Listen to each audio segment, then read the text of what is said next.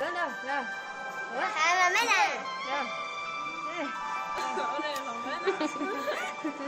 Phỏng vấn không? Phỏng vấn.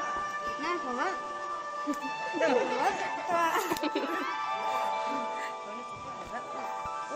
Wow. Đấy, ở chẳng là kiến trần thì đấy cực kỳ mà. Thế chứ à mẹ. Ủa sao nó lắc cá đi nữa? Lắc cá lên bùa tìm mà.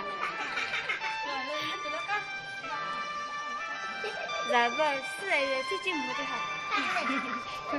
Tổ, đã thì nó còn thấy giang hết mà. Nó mấy thứ này nó còn mất hết. Vẫn nha. Rồi, chuẩn bị sẵn sàng chưa? Chuẩn bị đây là gây hứng thú.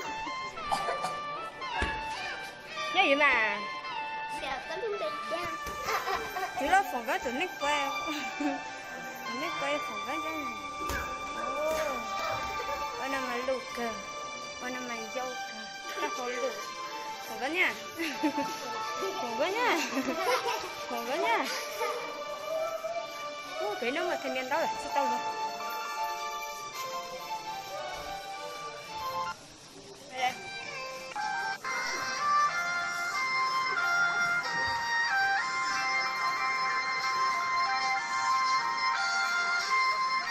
Hôm nay là cái chả nhòa. Đem qua nấu máu đi từ từ sáng giờ tôi với một càng ăn tôi biết càng với một càng là một giờ rồi với là vui trên trời ạ một càng vui trên này kì Một càng đủ măng này một càng vui trên trời ạ lát đằng này lá đâu ít hồi lúc con dâu đầu á phỏng vấn á cái em phỏng vấn á ở nơi cho nhiều tiền ô xin tao mua mình nhớ cái nào tao thích tiền tiền tiền thì ô hồi ta tao mua biển đầy biển giấy tường tái á cái nào tiền thì sẵn đấy để tập sáng đi áp cái sống chứ nó tập sáng đấy cái tập sáng tại đi ba chúng mày giả bây giờ mày thấy ý kìa mày qua tao em mày ý mà sẽ hay giả bây giờ chụp ảnh ý mà sẽ mày em nó sống mày xong rồi tao các cậu à mắt đẹp này ý là sẽ hả cười đây này rất đáng như nhỏ thấy bảo giả bây sẽ hỏi đi thì ra đây câu chụp lại cảnh á chơi lại cảnh có tự sướng bây giờ con lên biết thấy cái hỏi sao không tôi nè ngày hỏi sao được ha đấy buổi lúc không ăn ít hả gì cái mắt đó nè tôi nó cái sao nó đẻ rồi cái hiểu luôn luôn đi tạo dáng thì ha luôn cho bằng một xí luôn cười đi ôi nhất tỉnh thôi thôi bây giờ tại ý à ông xem lời nó mai tôi à là giờ chụp ấy biết rồi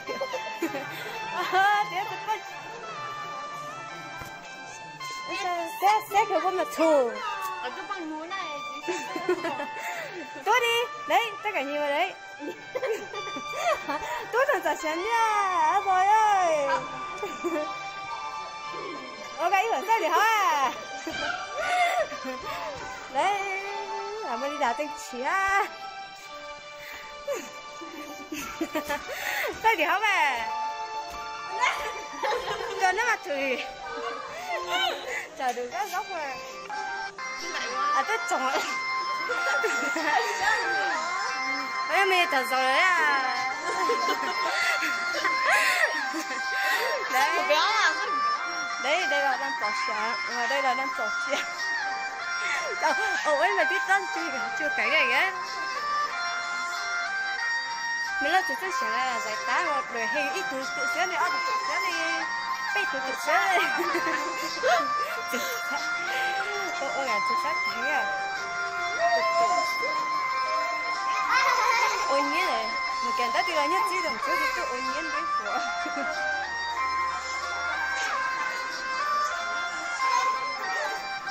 Hãy subscribe cho kênh Ghiền Mì Gõ để không bỏ lỡ những video hấp dẫn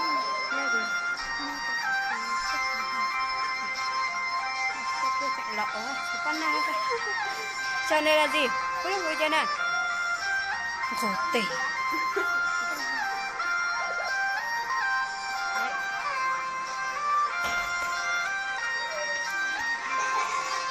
thế này là ta họ có mấy chuyện nhiều vô của lúc quả bóng mình tên là gì nào mình tên là gì phỏng vấn nào mình tên là gì mấy tuổi 10 tuổi à? Hay lớp mấy? Lớp mấy? Hay lớp chi à? Lớp mấy? Hay lớp mấy rồi? Hả? Hả? Còn lớp đặng ca à? Đặng ca 12 à? Trả lời mau. Năm nay mấy tuổi? Năm nay mấy tuổi? Mẹ mày. Đấy, đã tên là chơi đi cho lên, đã tên là cho xa, là chân nhà trường, bây giờ biết chân nhà thật sao? Này, đây có phải cho xa đâu? Nó sẽ bị lợn吃条了，那里会不会有那吃？对，那里不找被我找过。那你拿灯不？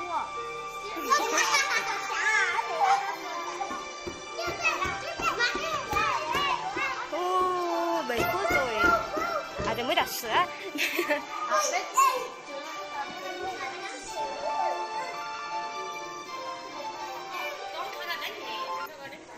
Tôi đợi tôi thấy tối mai tôi. Tôi nói nó hơi thủy máu canxi. Nè, chúng mày tự quay nhau đi. Bắn số ấy. Tự quay tự nhau.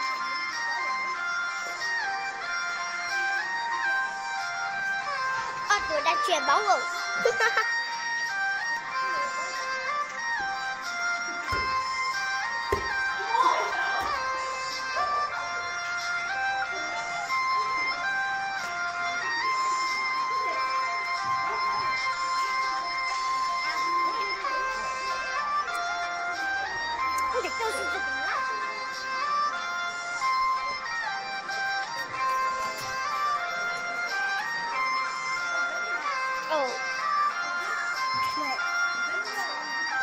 Tiếp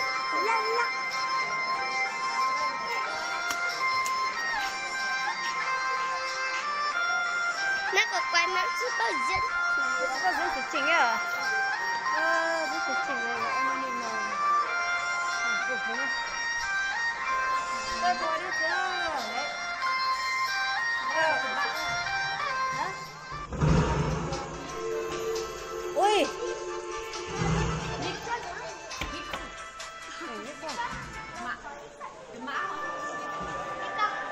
Ôi, xem là chương trình gì nào?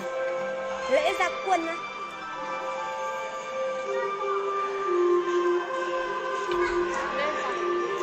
Lễ giao quân mừng hè.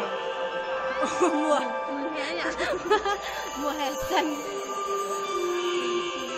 Ôi, nó cực kia, quán rồi nó cực kia. Nó hay điều đó cực không?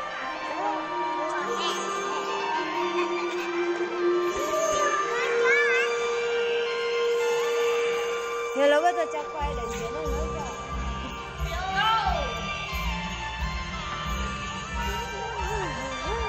Giới thiệu tên đi, có nên giới thiệu tên à? Không biết giới thiệu tên đâu. Tên này tình nhà tỏ xa. Tên là đăng. Nè, nó mà biết được nhuần nói, biết được nhuần hơi chá. Đấy. Chết chưa? Chết chưa? Chết chưa? Play đó. Đất rồi. Mình dùng rồi, nó mới tuột chưa đó. Nó biết tuột của. Ồ, ê cho mình. Mình đã uống đất rồi. Em múa. Mình múa đâu? Ê, thân nó mới chấm bây giờ. Không có chuyện nào thân thân chưa? Đúng rồi, chân là. Thật xong hả? Cậu châu hả? Ê, tụi nó hơi chấm nào? Tên gì nào? Cái này siêu công mà. Cái này xong hả? Cậu châu mà là. Cậu châu hả? Ê, tụi mí mí lên nè. Có hư lan nó. Tôi xem là biết à. Có tôi xem là. Ê cháu này một cây vô để phải biết rồi. Cái đó thì mà cái tàu có áo ấy. Thế thì nó thật lan à. Có thấy chưa nó? Hút căng nữa. Tôi xem là.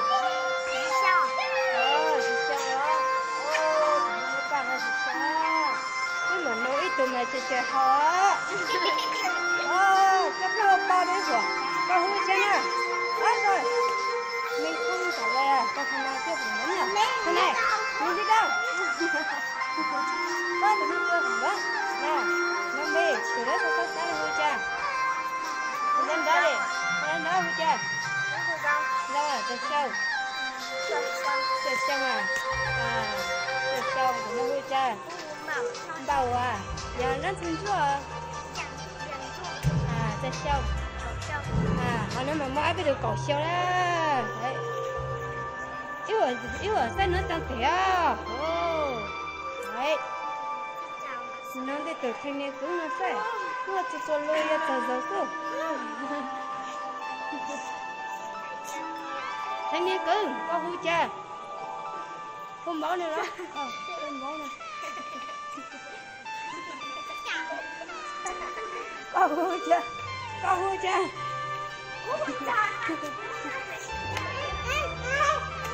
nào hú quay đó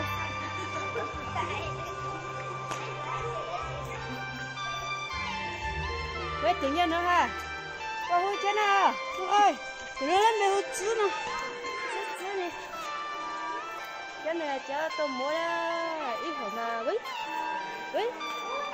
ấy hồi cầu sông mấy từ gì sông mấy từ sông bây giờ là cầu sông này không nhớ biết sợ là cầu sông thì hỏi lịch tí mà qua tỉnh qua anh nha bây giờ anh hết cái thằng đấy nữa tự nhiên là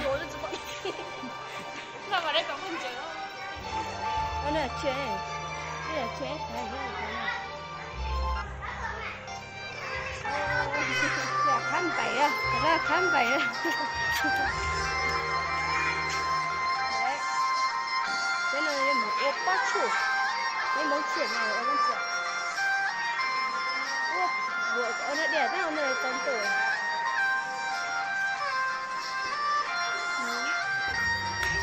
Còn cái gì nhá lại. Còn kia. Và chưa hết rồi. Ủa, tao mới chắc 2 triệu xài. Mới chắc 2 triệu. Tới được rồi. Khám bậy đó.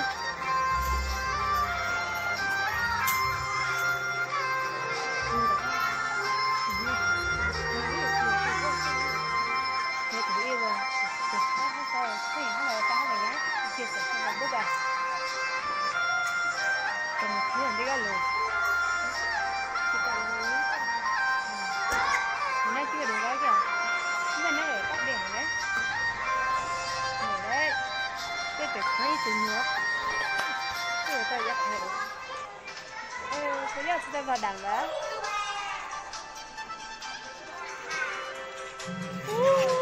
Xe máy nữa đó, xe ra nhiều đó, không được chạy ta. Bây giờ không được cái gì kìa. Rồi đó. Anh này bắt lá ngàn kìa. Thế từ đầu bé từ đầu. Mình đến rất tuôn nha. Thế chúng ta đi nhỉ? Nó chết tí quên đi không? Chắc là tẩy nhờ lại ạ.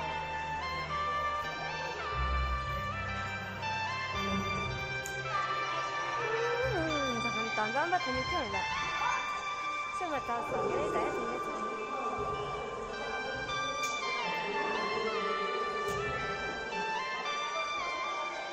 mà hết cửa qua.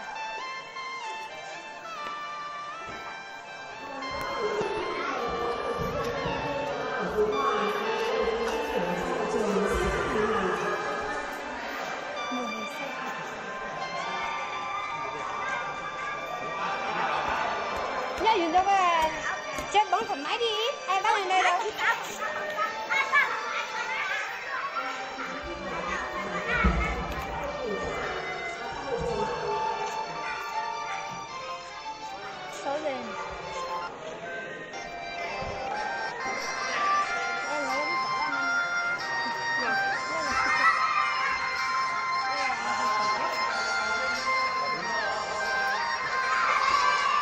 có chơi đây nè đúng rồi cái đồng sao Nữa xa một cái ít xa rồi.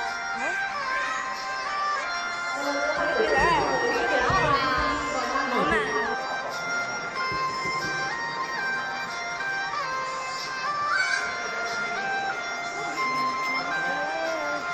ôi anh kia này kìa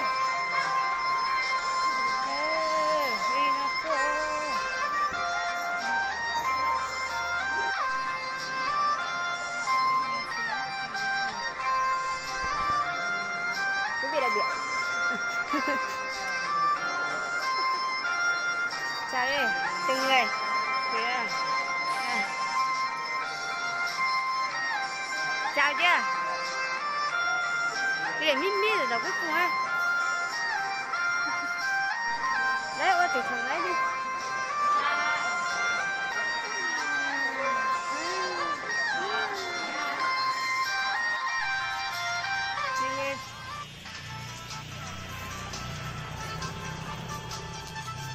không biết chào à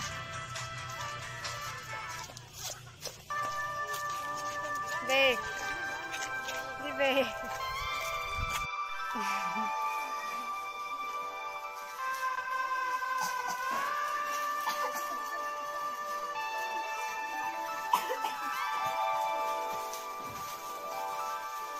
bé mình không chọn à bé được chưa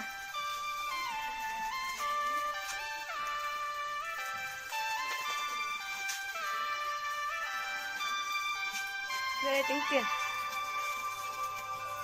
nhớ giống nè nó giờ qua về gì tặng lại một tí à tôi ôi nó lấy ra áo thắt thẳng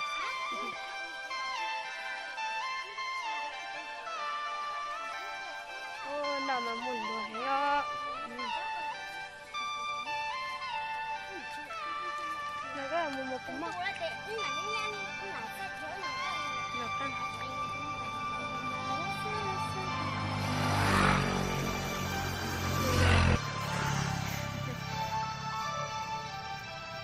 đấy ít phân trái ơi một ơi bên gì nữa hôm nay thấy ít tụm bé niềm bên bé rồi thì sẽ muốn một chút xích chào chưa chào chưa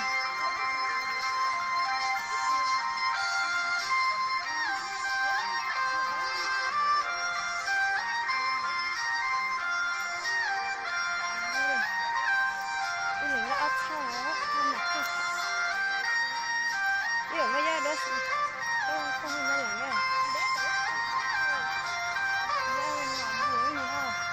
bé là đó là sâu xa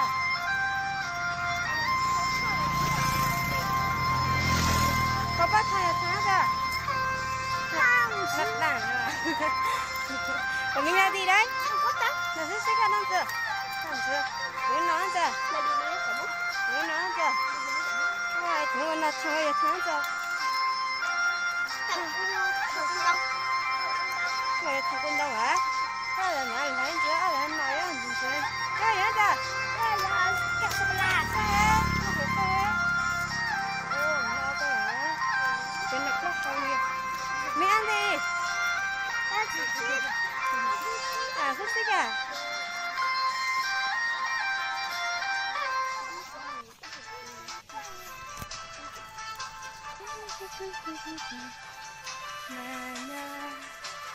Nó chỉ nó hay nhiều ở bên gì nữa nên một xíu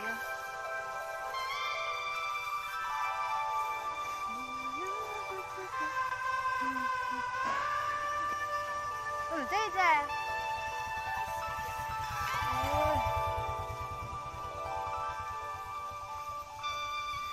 đây là chế gắn mà chế gắn mà nhanh lên nào đấy thôi ạ thế này nó bắt thằng đánh thịt cua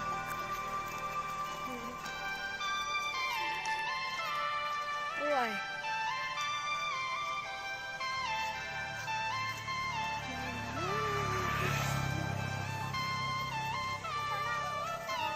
chờ lắm cái này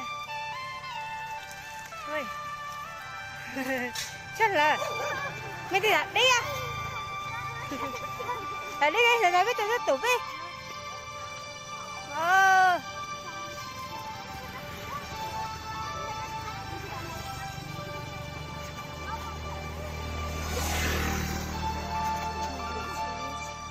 nhanh lên mẹ ơi cái này là tí chết em mà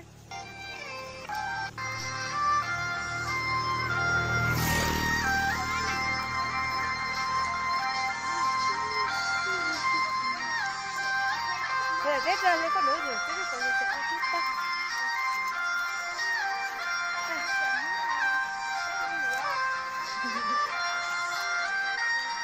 nó còn muốn mà đó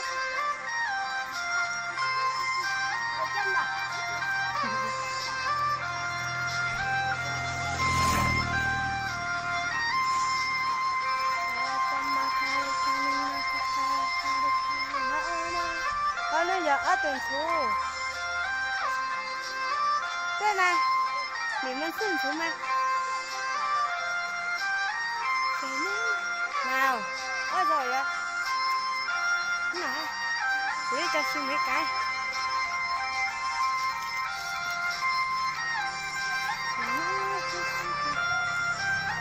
rồi thằng đó đeo được rồi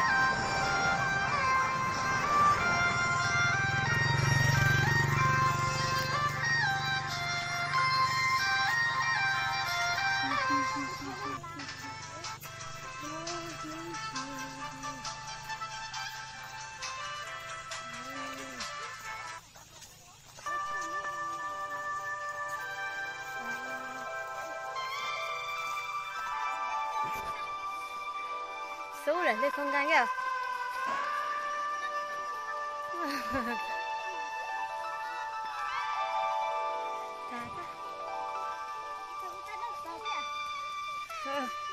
lên không gan mình lên không gan ở ghép bé mình ăn đi không rồi không có phải đeo giày đâu ủa mình cũng lên không gan à nhanh lên đây cho lý các bạn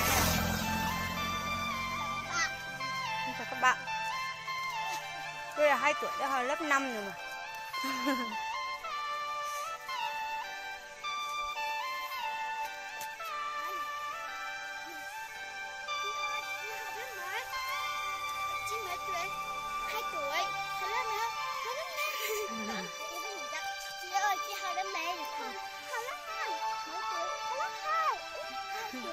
đi lên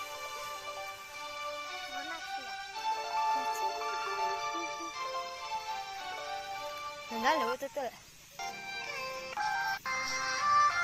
chia đôi rồi nhà mình nhà đó lừa lừa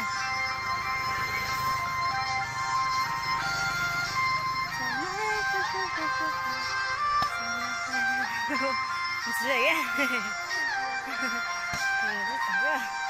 nhanh nhanh đi tới như hồi lửa tôi tới rồi lên không gan ơi đấy cái thằng bé mình đeo dép mà nó cũng lên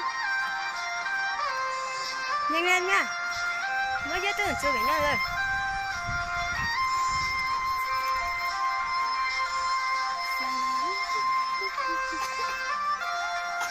nhớ chị chế đó bây giờ chế nhân đâu có số rồi đó kìa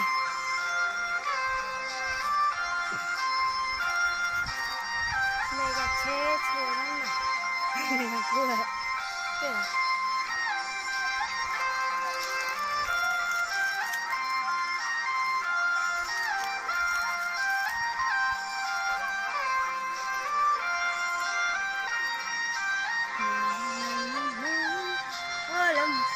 mình chút tàu quá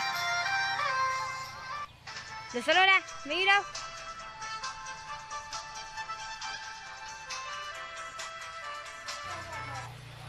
là chút tí rồi trên dưới tôi khai bây giờ giờ nó có đuổi tôi có sang để ăn chút phải thôi lúc chết thì cái nó không có đấy cái của khai bây giờ cái là ít chặt 一会儿就这个我的那是累了，有点怪比较啊。明明在边了，明明在边。等了会多了，这边。